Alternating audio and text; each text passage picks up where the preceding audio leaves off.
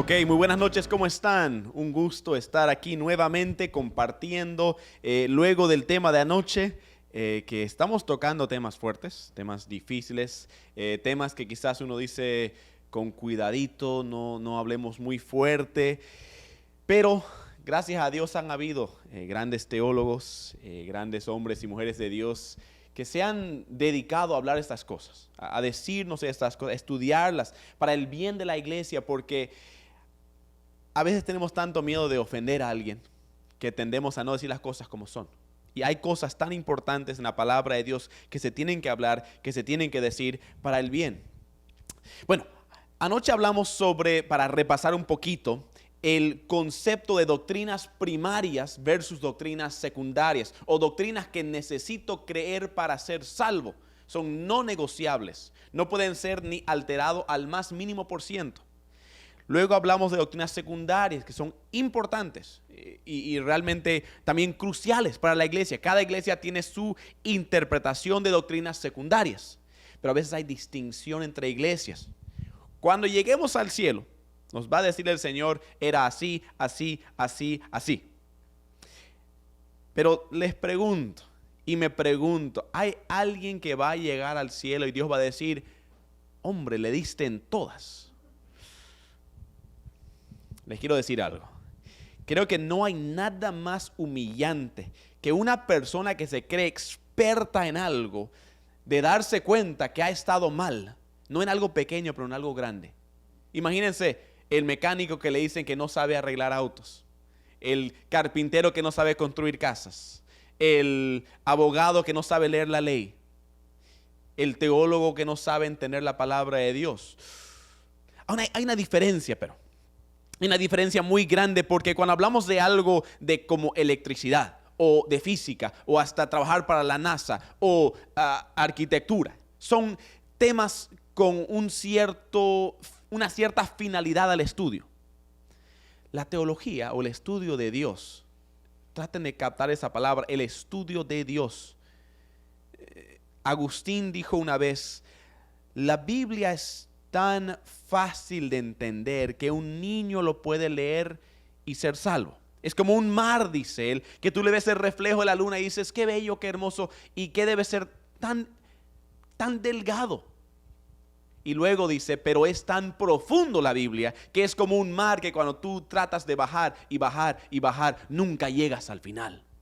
Y no importa cuántos teólogos, o qué se llamen, o cuántos títulos, la Biblia es mucho más allá de nuestros poderes para comprender. Y vamos a hablar un poco sobre eso, de la importancia de la humildad cuando viene a la teología o el estudio de la palabra de Dios, y entender que hay cosas que Dios nos ha hecho muy claras y hay otras cosas que ha habido ciertos roces y debates. Y cómo lidiar con esto, cómo lidiar con el concepto que yo como ser humano quiero ser experto, quiero saber, quiero decir, quiero mostrar, aquí está mi título. Pero de pronto ante la magnitud y la soberanía y la grandeza de Dios, hay que ponerse muy chiquitito, como dice, y decir, eso es grande, ese es poder, ese es conocimiento. Y si tengo más bien el privilegio de conocer lo que pueda conocer, debería llevarme a adoración, no a arrogancia.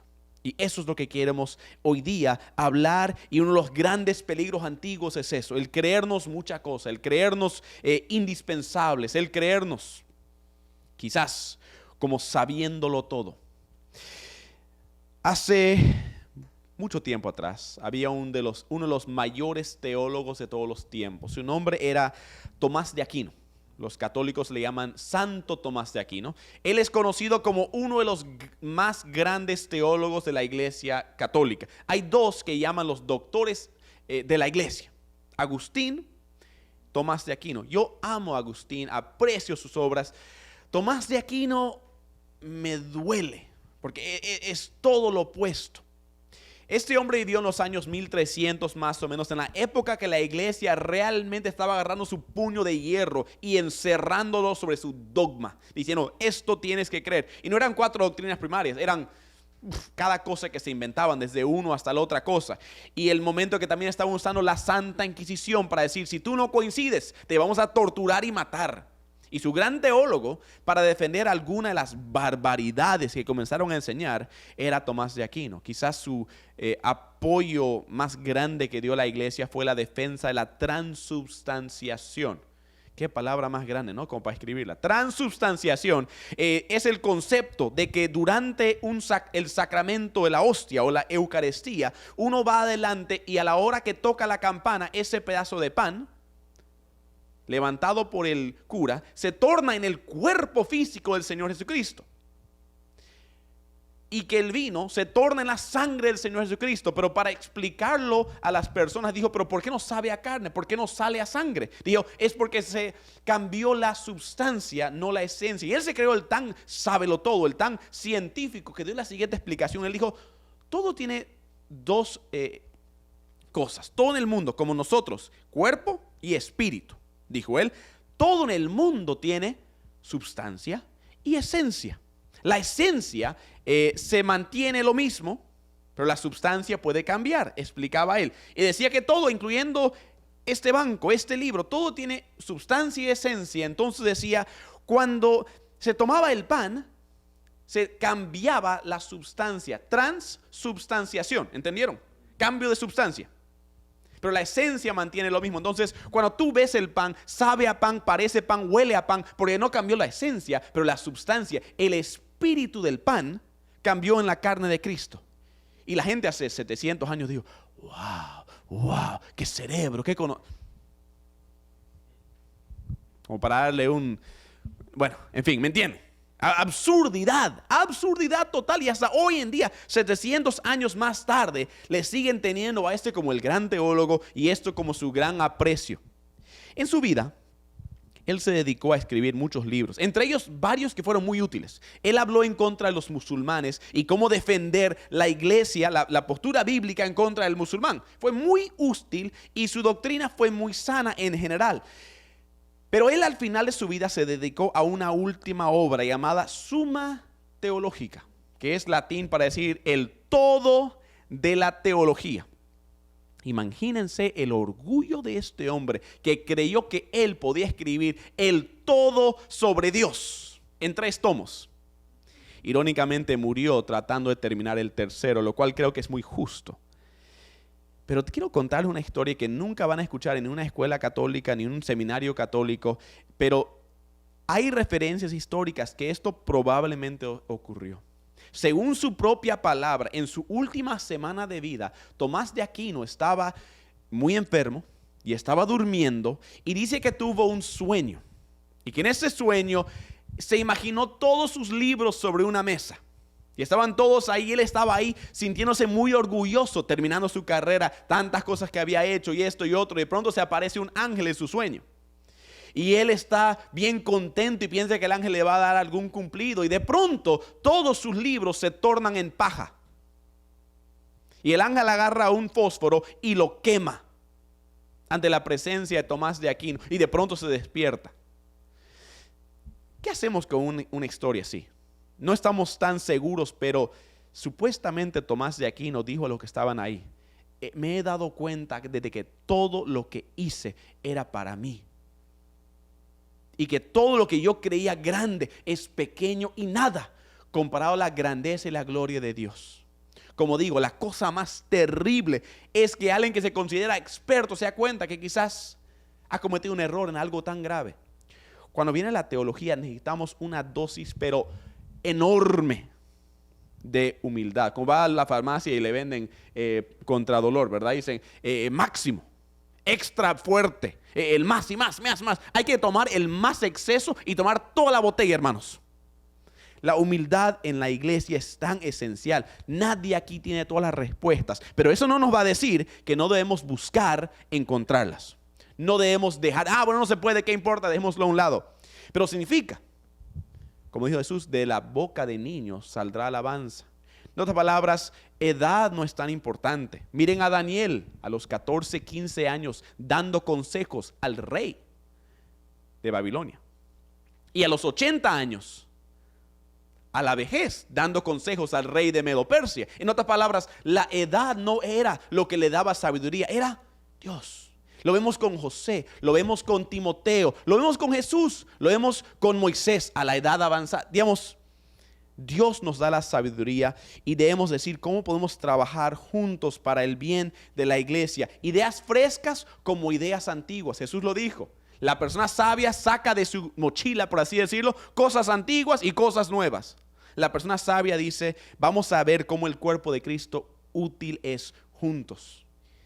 Y otra vez, esa humildad es tan esencial. Vamos a mirar hoy día un poco sobre doctrinas secundarias. No voy a hacerme el que sé todo porque no lo sé. Pero vamos a hablar de algunos de los grandes debates de la historia. Vamos a hablar de calvinismo. Vamos a hablar de arminianismo. Vamos a hablar de teología del pacto. Vamos a hablar del dispensacionalismo. Bueno, todos los que tuvieron teología están un poco emocionados y los que no están dicen, ¿qué es eso?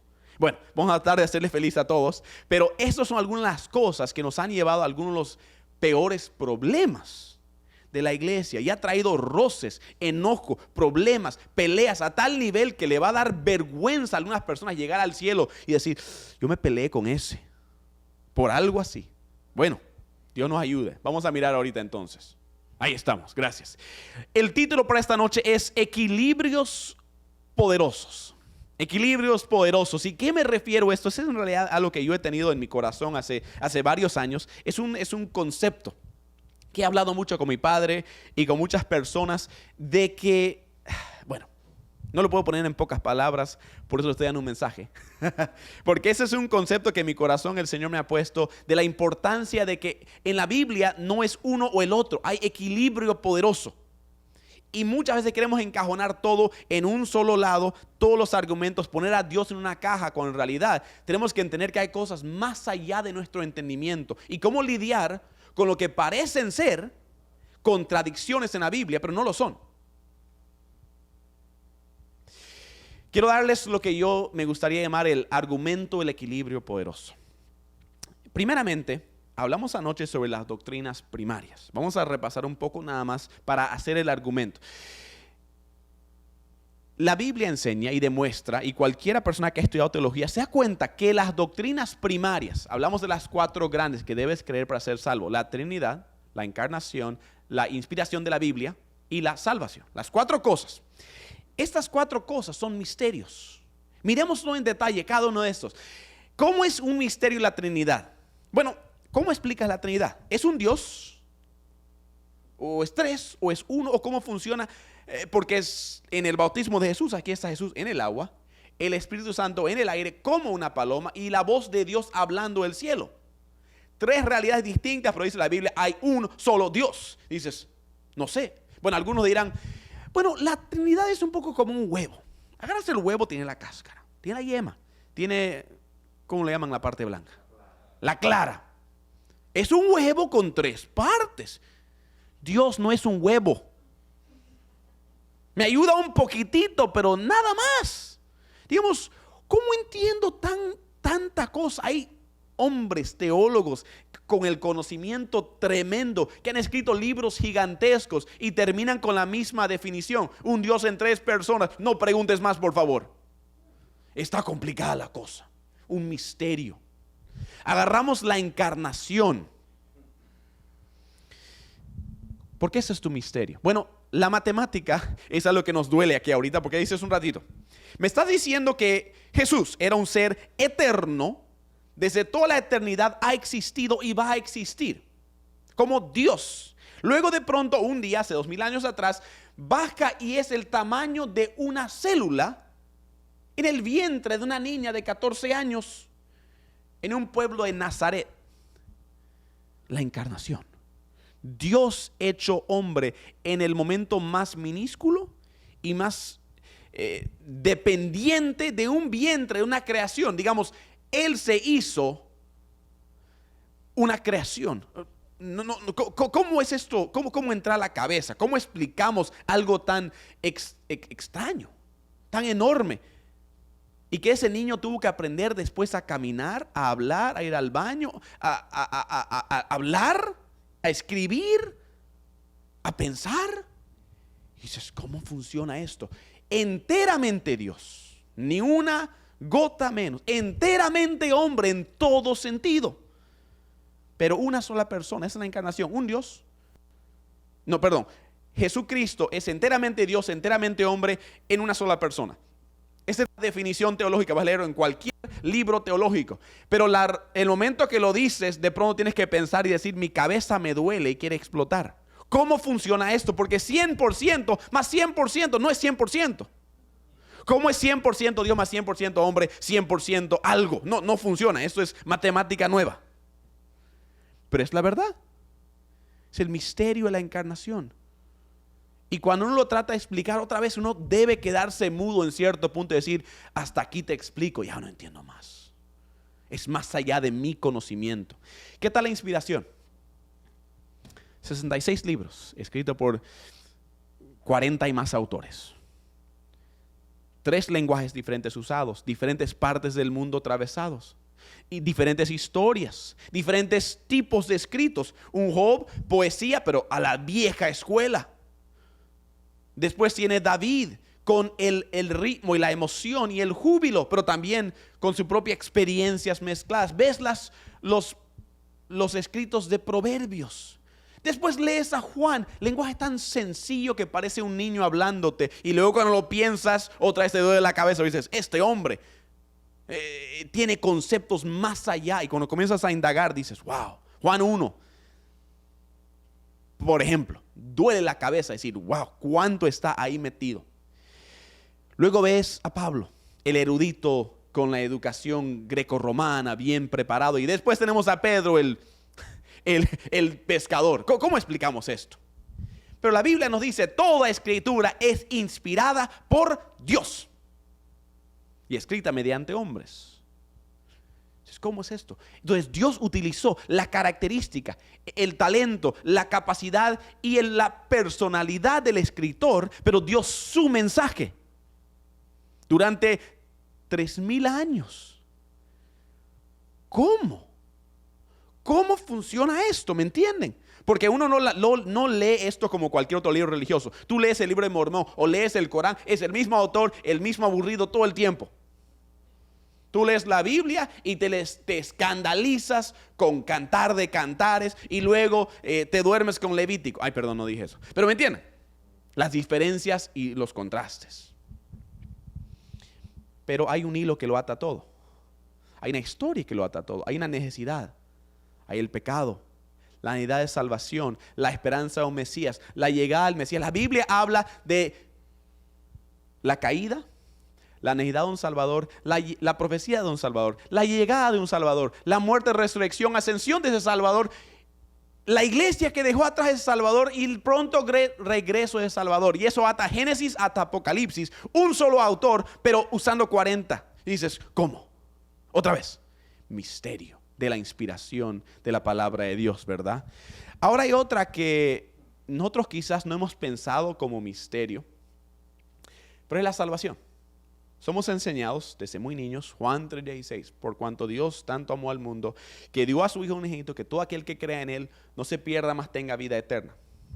Cada religión del mundo enseña que uno es salvo por sus obras, su merecimiento, menos el cristianismo.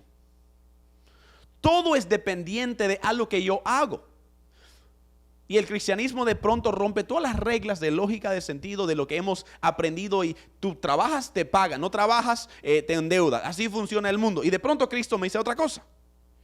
Es como que hay unas leyes escritas que no hemos entendido.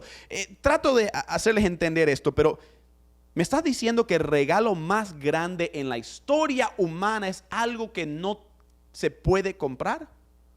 La cosa con mayor valor en el mundo no está a la venta. No es posible tenerlo, menos por fe en algo que pasó hace 2000 años atrás, la cual está evidenciada y todo, y que un hombre murió para que todos aquellos que crean en él sean salvos. Es como que hay esta, ¿cómo lo explico en palabras tan sencillas? Como que Dios decidió abrir una puerta y decir, aquí está la forma de llegar a mí por medio de Cristo. Creo que C.S. Lewis quizás lo pudo explicar mejor. Hay la historia en Narnia, cuento de niños profundo. C.S. Lewis, tenemos al león Aslan, que va y está a punto de ser muerto por la bruja, que es simbólica de Satanás. Y ella entonces viene y dice: una persona ha cometido un pecado y merece morir, y tú, Aslan, vas a tomar su lugar. Eso me has dicho. Entonces las leyes exigen que tú debes morir. Y ella contenta viene y lo apuñalan a Aslan, que es símbolo de Jesús. Lo matan ahí en esa mesa antigua. Y de pronto Aslan se levanta de los muertos. Otra vez, C.S. Lewis está usando todo el concepto bíblico. Se levanta de los muertos el león que simboliza a Jesús. Y cuando están ahí las dos niñas dicen: ¿cómo pasó? ¿Cómo es posible? Te vimos, te mataron. Y él dijo: si la bruja sabría, hay magia más antigua de lo que ella jamás conoció. Porque si una persona inocente muere por aquel que es pecador, la mesa se romperá y el hechizo se terminará y su magia negra terminará. Y la muerte no podrá contra mí. Y es como que C.S. Lewis llegó bien profundo en algo que no hemos ni pensado. ¿Cómo es que la muerte de Jesús paga los pecados de todos los de antes, después y por venir, por fe en Él? Hay una emoción, pero cuando tratas de vocalizar, ponerlo bien preciso y exacto, si somos honestos, no es tan fácil. Algo grande ocurrió, algo milagroso. Dios dijo: la muerte se rompe con la muerte de mi hijo.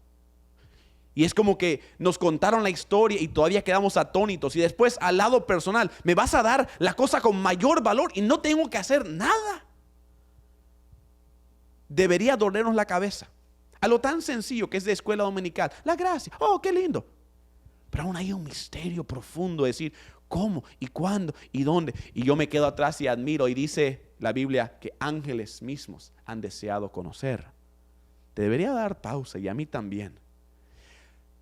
Entonces he podido comprobar, creo, que las 4 doctrinas primarias tienen misterio. Ahora, el argumento del equilibrio poderoso es lo siguiente. Si la Biblia haya sido escrito por seres humanos nada más y no ser inspirados por Dios, entonces, lógicamente, alguien podría haber venido y algún día explicado que las doctrinas que tenemos como primordiales o son una contradicción o son una mentira. El problema es esto: nadie ha podido venir jamás y poder destruir esas doctrinas primarias y decir estas son contradicciones. Nadie lo ha podido hacer antes. Ni un teólogo, ni un ateo, ninguna persona con el gran cerebro que pensaron tener. Nadie pudo venir y decir: viste, encontré el argumento, la Biblia es falsa, los argumentos no tienen sentido. Pero al mismo tiempo no ha venido ningún teólogo y decir: aquí está la Trinidad, aquí te lo escribo, aquí está el libro, aquí está la suma teológica, en una caja todo. En otras religiones se ha hecho y se puede hacer fácilmente, y le han encontrado el chiste a todas las religiones. El cristianismo no. Existen hoy día conceptos bíblicos que no podemos exactamente encerrar, pero nadie puede decirnos que es una contradicción. ¿Por qué? Yo creo que personalmente el argumento más grande para la evidencia para Dios y la inspiración de la Biblia reside en ese hecho de que este libro no fue escrito por hombres, fue escrito por medio de hombres, pero por Dios, por una mente tan superior que nadie puede decir es contradicción, pero nadie lo puede encerrar y decir: le encontré el chiste. Nadie jamás va a poder. Es como decir: debería existir alguien tan inteligente, tan capaz, pero comparado con la mente de Dios, todos somos pequeños. Como me gusta decir, cerebro de gallina. No podemos captar estas grandezas. ¿Y saben qué? Dios mismo nos dijo esto. Isaías capítulo 55, un pasaje muy conocido. Dice Isaías 55, versículo 8: mis pensamientos no se parecen en nada a sus pensamientos, dice el Señor. Y mis caminos están muy por encima de lo que pudieran imaginarse. Pues así como los cielos están más altos que la tierra, así mis caminos están más altos que sus caminos, y mis pensamientos más altos que sus pensamientos. ¿Qué está diciendo aquí Dios? Que Por esa razón el cristianismo tiene un eje que agarra todo y se llama fe. Yo sé que no es falso, pero mi mente, cerebro de pollo, no lo puede entender. Porque yo entiendo que esto provino de Dios. La existencia de misterios deberían ser algo que nos emociona, porque demuestran la grandeza, la sabiduría de Dios, que esto no es un libro humano, es un libro sobrenatural. Y ha puesto su huella como en toda la creación. Cuanto más la palabra de Dios muestra la grandeza, la sabiduría, la hermosura y la gloria de Dios comparada a nuestra pequeñez. Entonces, Dios aquí le dice esto para que se humillen los judíos en su tiempo. Esto lo que estamos hablando es para entender que hay conceptos más allá de nuestros conocimientos y debemos tener mucha humildad y tener mucho cuidado, como hizo ese gran teólogo supuestamente Tomás de Aquino. Decir un ratito, pausa. Frena un poco y piensa de quién estás hablando. Esto no es matemática, esto no es ciencia, esto no es arqueología, esto no es ir y arreglar autos. Hay un fin a ese entendimiento. Eso es Dios. Ahora, nos toca lo duro ahora. ¿Cómo aplica este concepto de los equilibrios poderosos? El equilibrio poderoso es lo siguiente: entender que hay conceptos en la Biblia más allá de mi entendimiento y debo decir, puedo pensar hasta cierto punto, pero debo tener fe en el resto, y eso crea un equilibrio poderoso. No es uno o el otro. ¿Cómo aplica esto a doctrinas secundarias? Ahora, han visto quizás por ahí en el pasado Matrix. Tienes que escoger entre una pastilla roja o una pastilla azul. Una es la verdad, una es la mentira. Hay muchos teólogos que se han autoconvencidos de que hay una sola interpretación y que los otros son malos y horribles y dañinos, y nunca hay una conversación, nunca hay una comunicación. Y normalmente cuanto más extremo, más peligroso. Y hay este concepto que es el uno o es el otro, y es una técnica de Satanás desde los primeros años de la iglesia en dividir la mente de los líderes para creer que yo tengo el camino. No, yo tengo el camino. Ahora, si fuera en doctrina primaria y alguien erra, le llamamos hereje. Eso no estamos hablando aquí. Estamos hablando de cosas secundarias. Ahora, este es el juego de los teólogos. Yo estudié en escuela bíblica en Emaús. Pasé 4 años, saqué mi licenciatura, me encantó. Pero el gran juguete de todo el teólogo es hablar de las grandes discusiones teológicas. Y hay que tener tu postura, y hay que tener tu defensa, y hay que tener tu argumento. Y es muy divertido, y es muy bonito. Y los otros que vienen a la iglesia dicen, ¿y qué están hablando? ¿Y qué es eso de calvinismo? ¿Y quién era ese tipo? ¿Y qué me importa? En cierta forma, si no te has expuesto mucho a esto, te digo, sigue adelante, tranquilo, no te pierdes de nada. Pero Satanás es muy astuto. Le gusta hacer creer a muchos de nosotros, líderes, teólogos, estudiosos, decir, yo soy mucha cosa, yo sé, yo tengo mucha información, yo tengo mucha altura de conocimiento y yo te voy a mostrar a ti. Y en esa iglesia enseñan, le dan palo. Y como digo, un ratito, esto honra al Señor. No hay una mejor forma de decir, ok, tengamos una discusión sana, teológica, honesta, basada en la palabra de Dios. Pero no tenemos que darnos puños. Claro, nunca hay puños físicos, pero casi, en muchos casos. Hablemos entonces sobre esto. ¿Es posible que algunos de esos sencillamente son extremos, que deben en realidad ser hasta traídos un poco más al centro? Créanme, yo he hablado con muchos teólogos y todos me dicen, o eres calvinista o eres arminiano. Yo le digo, ¿y qué hicieron antes de Calvino? Medio complicado, ¿no? Nació en 1500 el tipo, y antes de ellos no podía hacer nada. Y después Arminio apareció 100 años más tarde. Entonces, ¿cómo explico esta cosa? Dice 5 puntos el calvinismo. Los 5 puntos aparecieron en 1905. ¿Cómo me explicas esto? Entonces, por 1900 años no sabían nada. El evangelio era, qué raro. Ay, gracias Calvino nos explicaste esta cosa. ¿Entienden? Hay un problema aquí.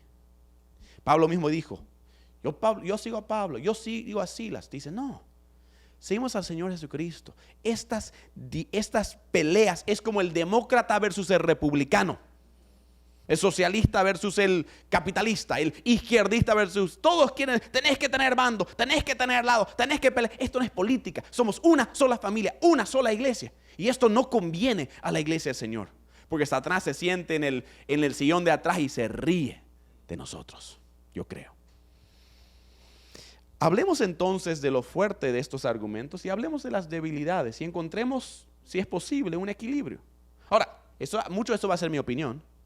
Entonces, obviamente eso va muy bien con el tema. Y no le voy a decir qué, pero solo decir, ¿y qué si podemos tener una conversación? He encontrado que muchos que atacan, por ejemplo, el calvinismo, nunca han conocido un calvinista. Muchos que atacan a un arminiano, lo leyeron en Wikipedia y creyeron que le entendieron, pero nunca le hablaron a ellos. Y muchos que creen algo, lo creen porque les dijeron, pero no porque lo saben. Comencemos con el arminianismo. El arminianismo es una enseñanza totalmente contraria al calvinismo sobre la voluntad de Dios. Ese es el eje del punto.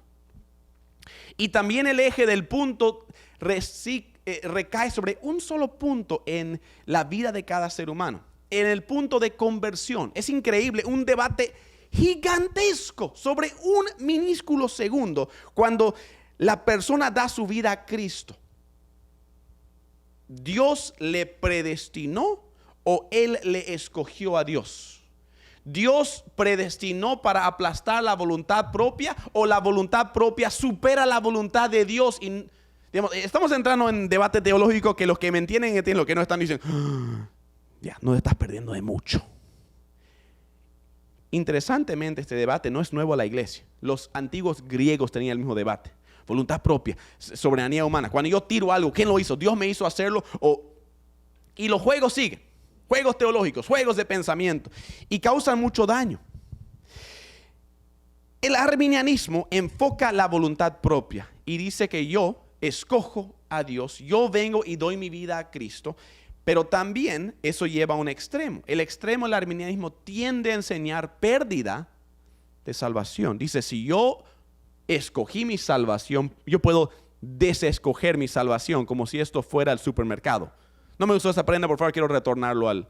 No. Eso es un concepto que claramente contradice la enseñanza bíblica. Ese es el extremo.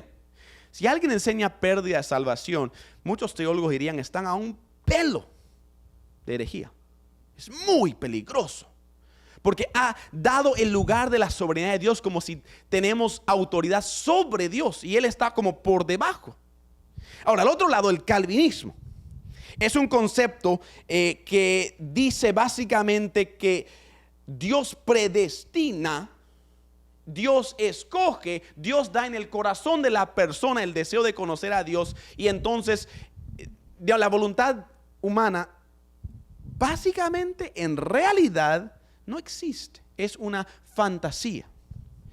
Ahora, nuevamente, hay extremos en el calvinismo. Hay varios puntos sanos. Le pregunté a mi profesor una vez, que era bien calvinista, le dije, ¿cuántos puntos del calvinismo seguiría Calvino si estaría vivo hoy? Y él me miró y me dijo, quizás 3. Yo dije, qué chistoso, ¿no? Se ha creado toda esta imagen sobre él, pero Calvino le importaba mucho más Cristo que una teoría sobre ese punto y ese argumento. Entonces, los excesos que se encuentra, por ejemplo, en el calvinismo sería que tiende a ser muy intelectual y muy frío a la vez. Tiende a ser los grandes teólogos, grandes inteligentes, dicen, yo encontré aquí en la Biblia cómo se describe, cómo se hace, cómo se pone, como si fuera matemática, como si fuera, y aquí lo encerré todo. Y hacen de la gracia una doctrina humana. Lo que están haciendo es tomando la doctrina del calvinismo y reemplazando como si fuera doctrina primaria y subiéndolo. Y cuando ellos, y los que son bien duros en esto, no pueden predicar sin hablar de esto. No pueden tener una conversación sin hacer esto. Una forma de ver si una doctrina funciona o no funciona, en mi experiencia, es llevarlo al extremo. Cuando tú tienes un auto nuevo, en la fábrica están creándolo, ¿qué lo hacen? Le hacen el stress test, el examen de de límites. Le llevan y dicen, vamos a hacer que estas llantas vayan a lo máximo de velocidad en el motor. Vamos a ver qué pasa. Vamos a ver a qué temperatura va. Vamos a hacer que este auto vaya en un choque, la velocidad máxima, a ver si sobrevive el maniquí. Eso es el extremo para ver si funciona. Cuando tú llevas el arminianismo al extremo, enseña pérdida de salvación y un Dios de bolsillo. No funciona. Tomas el calvinismo al extremo y de pronto dices, la iglesia, siéntese en su banco, Dios va a traer a los miembros que quieren conocer a Cristo. No tenés que evangelizar, no tenés que salir, no tenés que levantar un dedo. Dices, pero ¿acaso Jesús no nos dijo, vayan a todo el mundo y prediquen? ¿Dónde quedó eso? Hay otra doctrina también, que si Dios es el que escoge al cielo, por ende, Él está escogiendo al infierno. Lo que llaman doble de predestinación. Mis amigos calvinistas no les gusta que yo les diga eso, pero les digo, es lo lógico, es lo obvio, es donde va el argumento, no puedes escaparte. Si Dios escoge a uno, por ende está no escogiendo al otro y determinando que ellos vayan a la perdición. Ese no es el Dios que yo conozco ni que tú conoces. Y terminamos hablando más de lo que parece el diablo que Dios, que da miedo, que espanta. Entonces, claramente esos dos doctrinas en extremo no funcionan. Una vez tuve un amigo teólogo que me dijo, ¿y qué si son mejores amigos? ¿Qué si en la Biblia hay dos cosas que coinciden perfectamente, pero nuestro cerebro de gallina no lo puede captar? ¿Qué si es posible un mundo donde la soberanía de Dios es real, donde Él sí predestina, donde Él sabe todo lo que ha pasado, pasa, va a pasar y podría pasar, pero que ha entregado libre albedrío real al ser humano? De que Eva fue y tomó la fruta y fue castigada porque fue su decisión. Entonces comienza a decir, pero ¿cómo pueden funcionar juntos? Y la mente del intelectual y la mente especialmente el europeo le molesta no poder entender las cosas, le molesta no poder encajar las cosas, le molesta tener cosas que él no puede decir así, así, así, así, así. Hermanos, si uno quiere ser un cristiano honesto, tenemos que ser cristianos humildes y reconocer, esto no es mecánica, esto es teología. Hay cosas que nunca vamos a entender a este lado de la eternidad, yo creo. Les quiero decir una cosa más antes de seguir de esto. Tuve algunos amigos que se metieron muy profundo en el calvinismo en la universidad. Cada uno de ellos, menos uno, han dejado la iglesia. Cada uno de ellos que se metieron hasta aquí en el calvinismo, porque para ellos el cristianismo se convirtió en intelectualismo. No querían evangelizar, no querían amar, no tenían tener una conversación sana y natural, solo querían debatir y enojarse y frustrarse. Y han dejado a la iglesia. 2 de ellos hoy día tienen un podcast ateo. Me vuela la cabeza. Tengamos mucho cuidado del supuesto sobreintelectualismo. Cuando Pedro da la admonestación a los ancianos, no les dice sean inteligentes, estudiosos, dice sean humildes, les dice.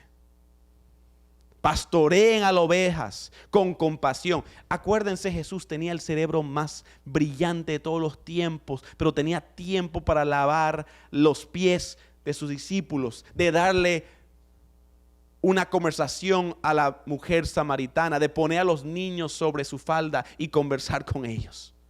Compasión y verdad. Jesús era muy duro sobre los fariseos porque para ellos era religión intelectual, pero nada de amor ni de compasión. ¿Qué si es posible que estos dos se fusionen? Podría argumentar, por ejemplo, Juan 3:16, tomémoslo. Por cuanto Dios tanto amó al mundo, que mandó a su Hijo. Ahí está la voluntad de Dios. Veo un problema, voy a mandar a mi Hijo por la predisposición de Dios. Premeditación, desde antes de la fundación del mundo, preparado para mandar, para que todo aquel que en Él crea. De pronto ese lado del argumento, el arminiano. Y he escuchado a un arminiano usar ese versículo para defender el arminianismo y un calvinista usarlo para defender el calvinismo. Y digo, ¿en serio? ¿Y qué si son los dos? ¿Me entienden? En fin, muy, muy interesante. Podría entrar en muchos detalles sobre esto, pero por no colmar todo el tiempo, vamos a seguir adelante. Hablemos de otros dos que parecen polos opuestos: la teología del pacto y el dispensacionalismo. La teología del pacto es una teoría extremadamente antigua en la iglesia y era una de las enseñanzas fundamentales en la iglesia católica romana. También la teología del reemplazo. Es la idea básicamente que cuando Jesús fue muerto por los judíos, como que Dios les maldijo a los judíos y ellos fueron borrados como pueblo de Dios, y ahora la iglesia fue el nuevo pueblo de Dios. La teología del reemplazo. La iglesia reemplaza a Israel y todas las promesas para Israel son para la iglesia. Todas las cosas que Dios dice para la iglesia, Israel no importa.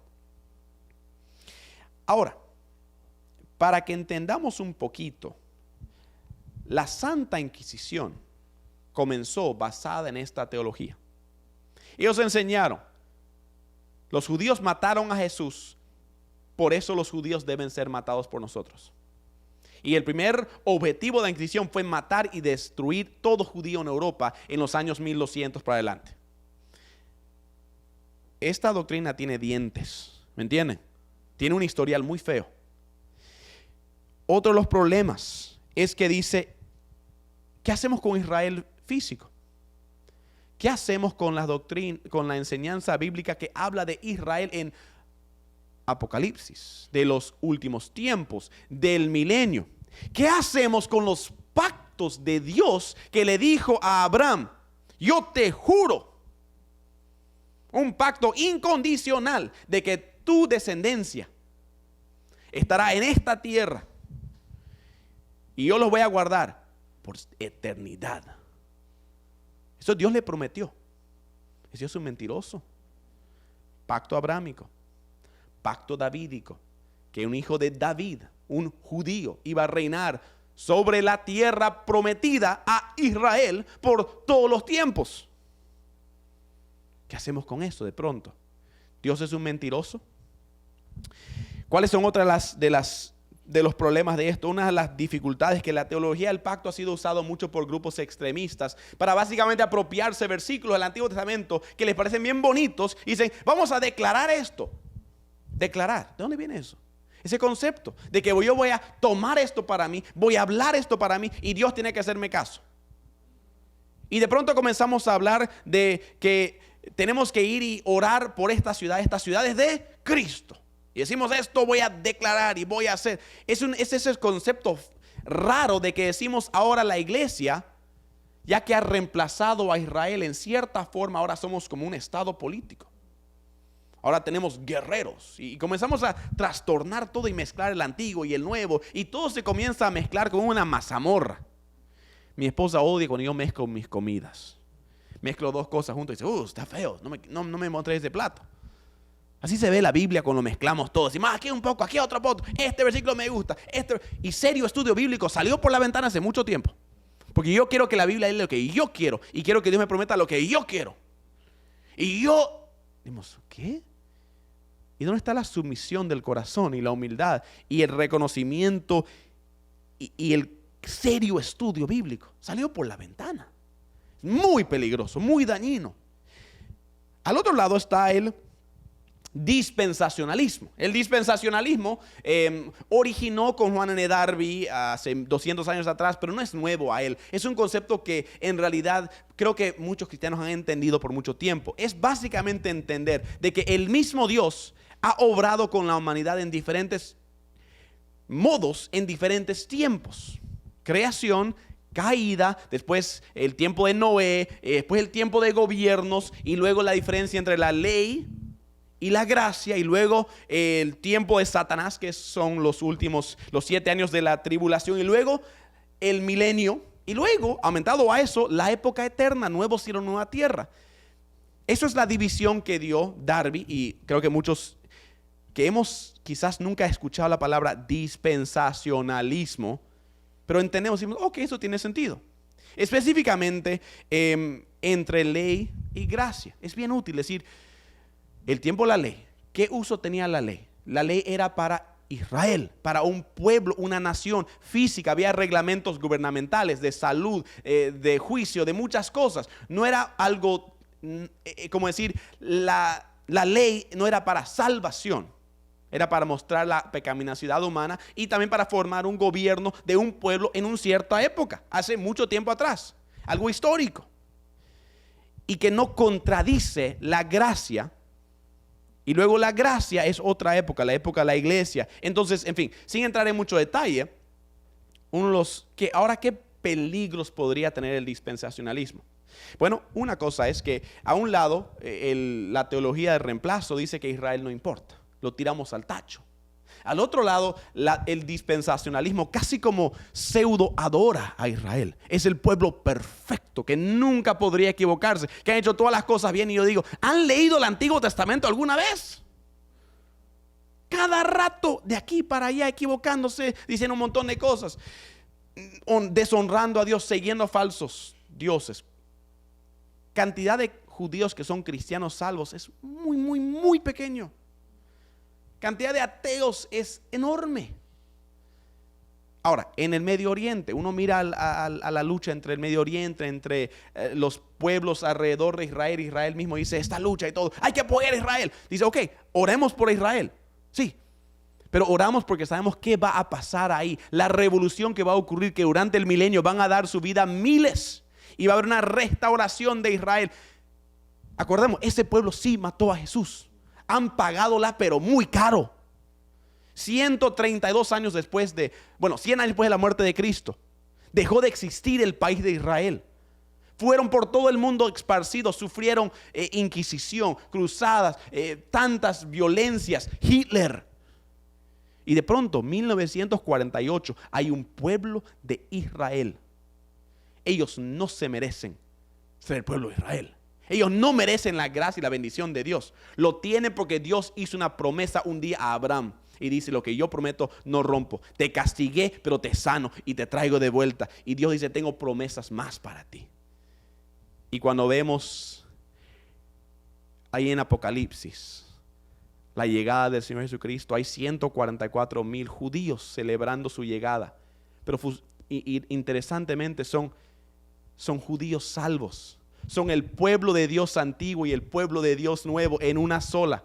Y eso es lo que Dios siempre quiso. Y dijo, esto es lo bello, lo hermoso. En fin, no podemos hablar en mucho detalle, pero a veces decimos que Israel es perfecto. No es perfecto. Pero es un símbolo de la gracia, que Dios ama a un pueblo que no merece ser amado. Como Dios me ama a mí cuando no merezco ser amado. ¿Entienden? Es una fotocopia bien sencilla de algo que nosotros tenemos como gracia. Entonces hay también otra dificultad con el dispensacionalismo: poner todo en cajitas. Otra vez, un pensamiento muy europeo, muy cuadrado, todo equivale, todo aquí, todo acá. Y decimos, Dios puede hacer esto en ese tiempo, esto en ese tiempo. Y a veces, por ejemplo, cuando la teología del pacto comienza a hablar de que hoy día hay apóstoles, porque todo el sistema está una locura, un desastre, un asco. Decimos, no hay apóstoles, no hay milagros sanadores y todo. Pero ahora al otro lado decimos, no existe sanidad. Y yo digo, ¿y qué si Dios quisiera sanar a alguien? Ahora Dios no puede, perdón, no quiero pisar su teología. Dice la Biblia, si alguien está enfermo, oren por ellos. No creo en milagrosos. Pero nadie va a decirme que Dios de pronto está encarcelado. Eso está difícil. Algunos lo han tratado de hacer y se han metido en peligros. O decir que Dios aquí, que Dios acá. Acuérdense en el libro de Job. Job básicamente es un lapo en la cara y dice, yo hago lo que quiero, cuando quiero, a quien quiero. Y no debo explicaciones a nadie. Porque yo hice las leyes. Yo hice el mundo. Yo fundé el mundo. Entonces hay que tener mucho cuidado de encajonar a Dios y decir, aquí te paras, aquí dices, aquí haces. Hay excesos que están pasando, sí. Nuestra determinación es decir, no, eso está malo, eso está feo, vamos a ir al otro lado, corrernos al dispensacionalismo. Pero tampoco tengamos cuidado de decir todo bien limpio, bien ordenado, bien cerrado, hasta que no hay espacio para que Dios nos sorprenda. Hay ciertas cosas bien delineadas, no se agrega a la palabra de Dios. Ya no hay apóstoles, obvio, claro.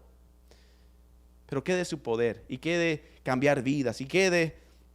En fin, podemos seguir hablando sobre eso. Tengamos un poco de cuidado. Vamos a hablar mañana un poco de los últimos tiempos.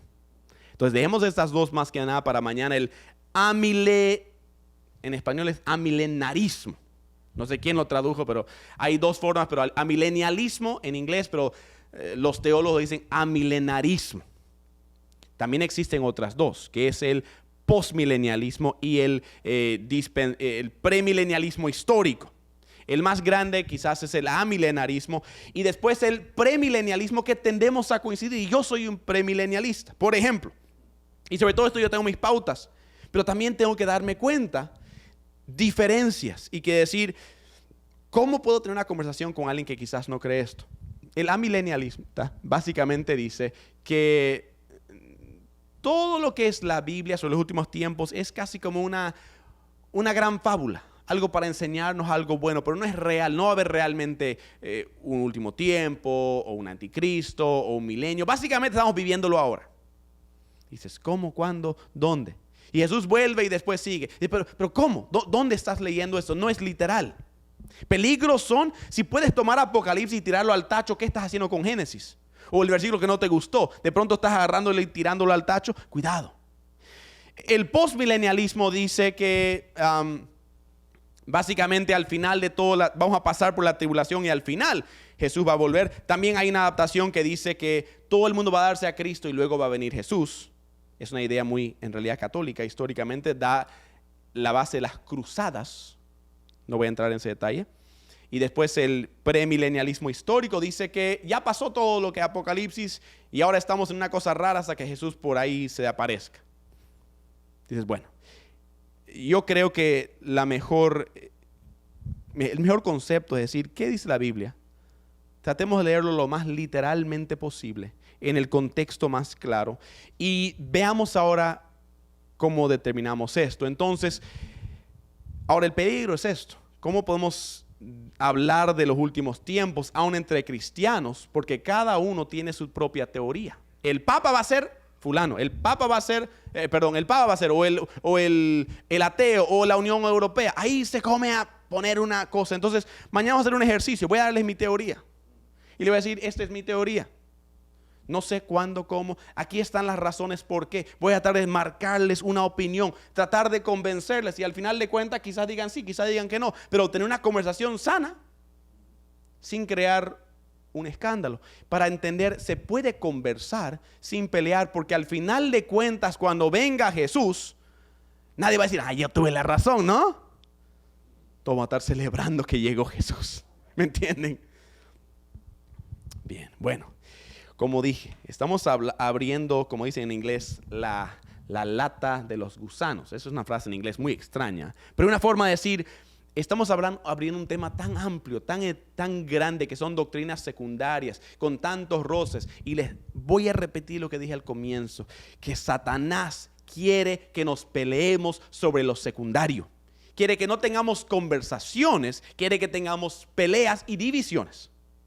Satanás no quiere edificación y compañerismo y comunión. Quiere que todos estemos separados, pequeños, aislados y enojados. Cuando la iglesia es de Cristo, y como dijimos anoche, Jesús oró que sean uno. Si hay orgullo en nuestro corazón, ¿cómo vamos a tener unidad?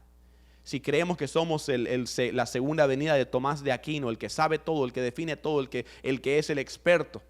Dios nos guarde de los títulos, del orgullo, del creernos tan inteligentes y decir, ¿sabes qué? Hay cosas que entiendo, valoro, hay otras cosas más allá de mi conocimiento, y eso, en lugar de frustrarme, debería llevarme a adorarle, Les dejaré con un solo ejemplo más. Mencionamos el calvinismo. ¿Saben ustedes que cada vez que habla Pablo de la predestinación es en sentido de celebración? Él celebra la predestinación. En otras palabras, estamos tan metidos en el debate de arminianismo y calvinismo y usando argumentos. Cuando tú lo lees, naturalmente el pasaje dice, Dios me escogió a mí cuando no tenía que escogerme. Dios me perdonó a mí. Tenía mi nombre escrito hace tanto tiempo atrás, cuando yo soy un gusano de hombre, el peor de los pecadores. Palabras propias de Pablo. Vendido al pecado, Romanos 7. Y Él me amó a mí. Me escogió a mí. Y es como que yo puedo leer esos pasajes, Efesios capítulo 1, y yo no sé por qué, pero cuando entendí eso, me comienzan a venir lágrimas cuando leo, y es como que veo a Pablo con las manos levantadas diciendo, me amaste a mí. Y por eso yo quiero ir a decir al mundo cuán grande es Dios, cuán hermoso es. Estas cosas no fueron dadas para debatir, sino para alabar. Y cuando nuestro conocimiento termina, nuestra alabanza debe comenzar.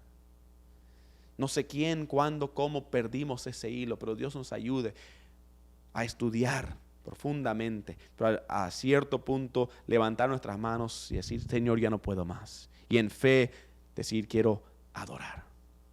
Padre Celestial, agradecemos por esta noche, por este tiempo. Agradecemos por tus palabras, por tu palabra hacia nosotros. Un libro tan lleno de tantas cosas hermosas y misterios y ánimo y enseñanza. Y Señor, honestamente, si solamente entenderíamos las cosas sencillas, habríamos avanzado mucho. Pero a veces queremos ir adelante a hablar de las cosas que ni conocemos y no hemos apreciado ni valorado las cosas tan básicas. Señor, ayúdanos a cortar ese orgullo, ese creernos la primera cosa o la mejor cosa o indispensable, o estos debates. Que nuestras iglesias, Señor, pido esto para el sur de Florida y todos los que estén escuchando, que cuando vengamos a la iglesia, vengamos con un deseo de conocer más de ti, y cuando salgamos con corazones llenos de alabanza hacia ti. Que a veces no pasa, Señor. Ayúdame a mí y a todos nosotros. Perdónanos, Señor, de no darte la gloria, la honra que tú te mereces. Enséñanos a tener discusiones y debates sanos, pero siempre a tener esa humildad y apuntar el dedo siempre a ti y darte la gloria en todas las cosas. En nombre de Jesús pedimos esto. Amén.